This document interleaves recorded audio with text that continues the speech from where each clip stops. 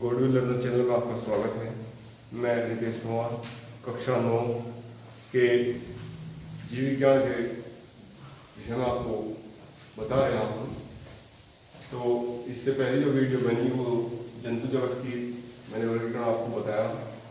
अब जंतु जगत के वर्गीकरण में संघ प्लेटीहेल्मिन्थीज पर आए हुए हैं।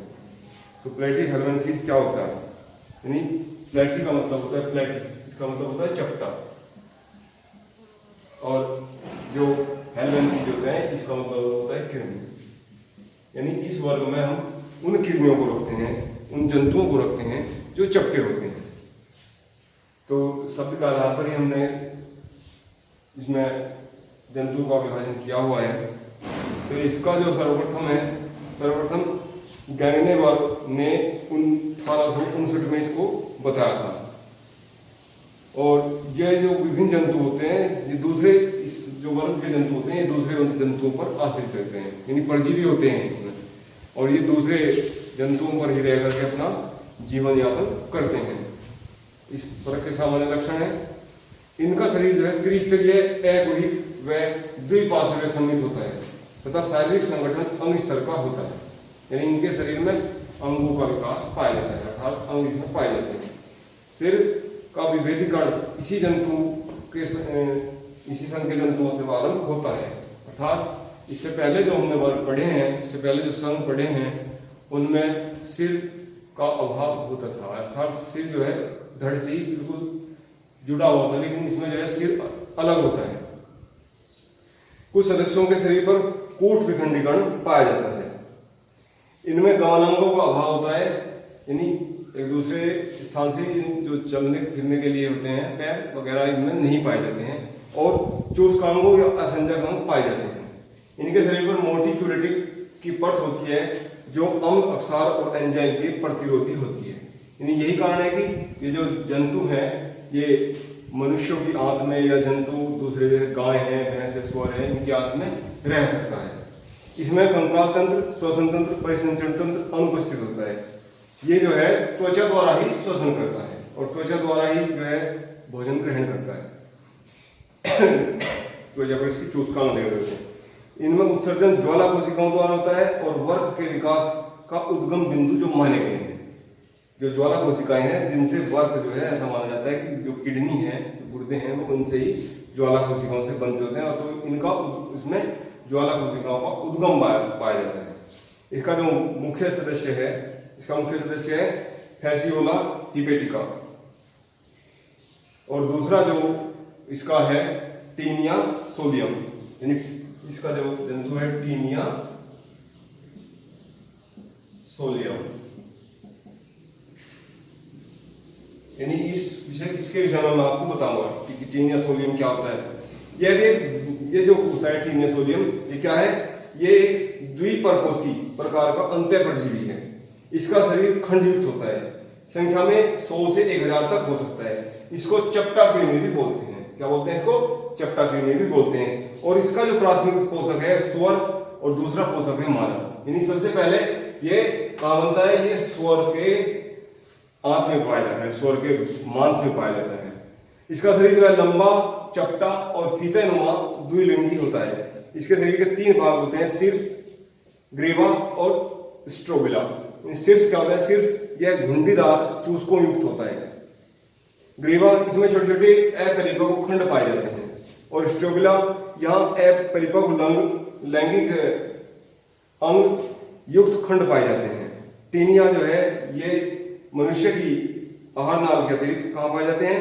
भेड़ में, बकरी में आदि की आंत में भी पाया जाता है। इसमें प्राय आहार नाल अनुपस्थित होती है और ये त्वचा द्वारा अवायवीय शोषण तथा भोजन का अवशोषण करता है। इसमें परिसंचरण तंत्र, तंत्रिका तंत्र, पाचन तंत्र, इन सब का क्या होता है? अभाव होता है।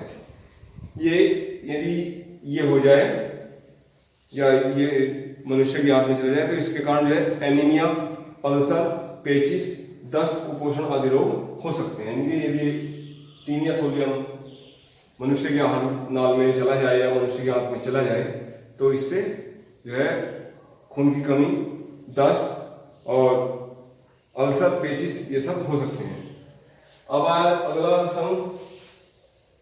संघ है एस्केले हेलमेंथीज। क्या है?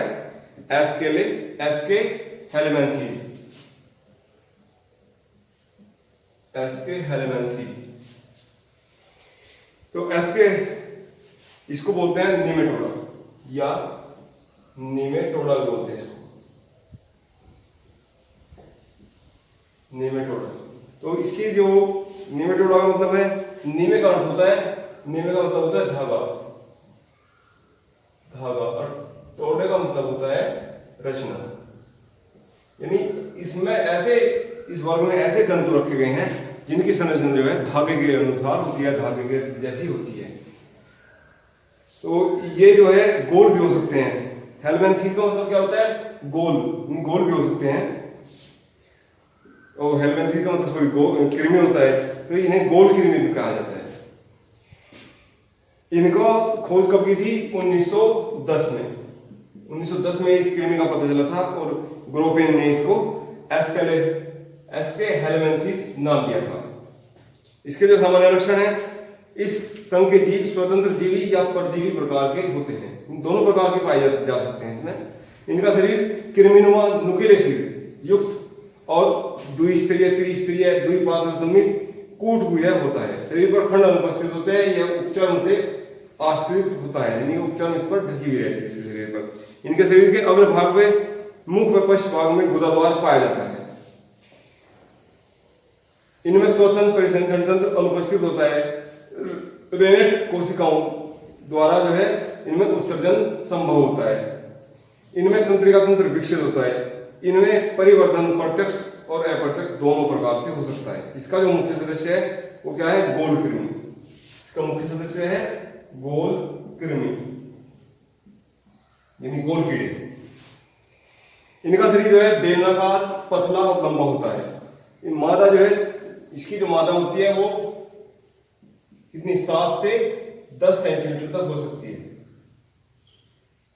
और इसका जो नर है वो नर इसका छोटा होता है और 4 से 6 सेंटीमीटर तक हो सकता है।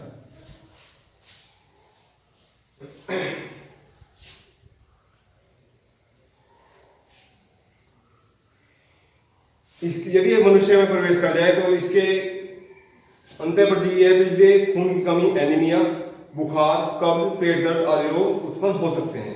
और ये खा पाया जाए दूषित जल में, कच्ची सब्जियों में और के खाने से ये शरीर में प्रवेश कर सकता है। तो इसलिए हमें कभी भी दूषित जल का सेवन नहीं करना चाहिए और जो सब्जियां हैं उनमें हमेशा धोकर या पकाकर खाना चाहिए।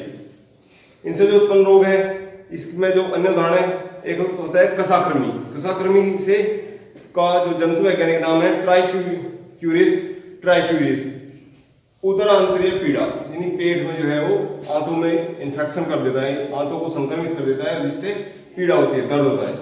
फाइलेरिया वर्म, इससे जो है हाथी पांव, फील पांव जिसको बोलते हैं, वो रोग उत्पन्न हो सकता है। हुक वर्म, यानी हुक का आधार का, इसका जो इसके कारण जो अतिसार हो सकता है आपको। आंख वर्म के कैलाबार सूजन, यानी आंखों के चारों में अंदर सूजन आ सकती है। पिन वर्म, इससे जो पेट दर्द और उल्टी हो सकती है। अब आया आपका एनेलिडा। संघ जो है क्या है? एनेलिडा।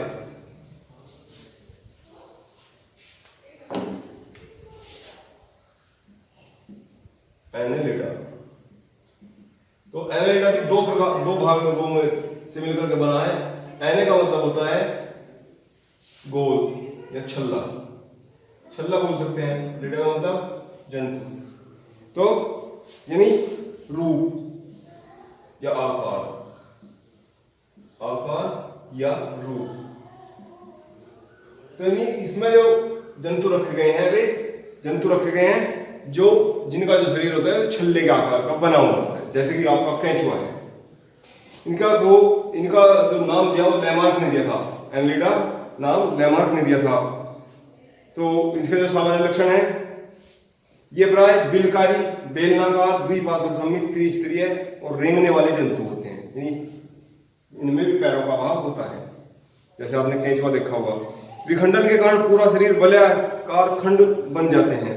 इनमें वास्तविक देहगुहा और वास्तविक खंडी भवन पाया जाता है। इनमें अंग तंत्र का शारीरिक संगठन, अनुलोम और वर्तुल पेशियां पाई जाती हैं। इनमें श्वसन त्वचा द्वारा और कोलोमों द्वारा होता है। इनमें जो उत्सर्जन होता है वो वर्क होता है, अर्थात गुर्दे द्वारा होता है। इनमें गुर्दे या वर्क बने होते हैं।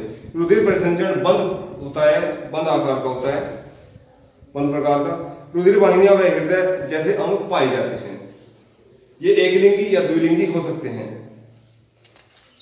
इसका जो उदाहरण है, केंचुए हैं, जोंक है और रेतकृति है।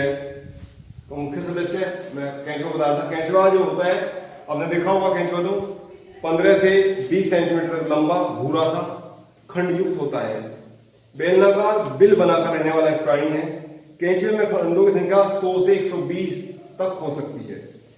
इसके शरीर के 14वें, 15वें और 16वें खंडों पर ग्रंथिल कोशिकाओं की बनी हुई क्लाइटेलम नामक मोटी परत होती है। गमन हेतु सीटी पाई जाती है। चूंकि यह भूमि में सुरंग बनाकर उसे खोखला करके पौधों को उचित वायु प्रदान कराता है, तो इसलिए ये मिट्टी को उपजाऊ कराता है। तो ये किसान का मित्र भी कहलाता है। अब बच्चों, मैंने आपको 3 संघ पढ़ाया, तो मुझे उम्मीद है कि आपको कुछ समझ में आया होगा इससे। और चैनल को ज्यादा से ज्यादा लाइक करें, शेयर करें। धन्यवाद।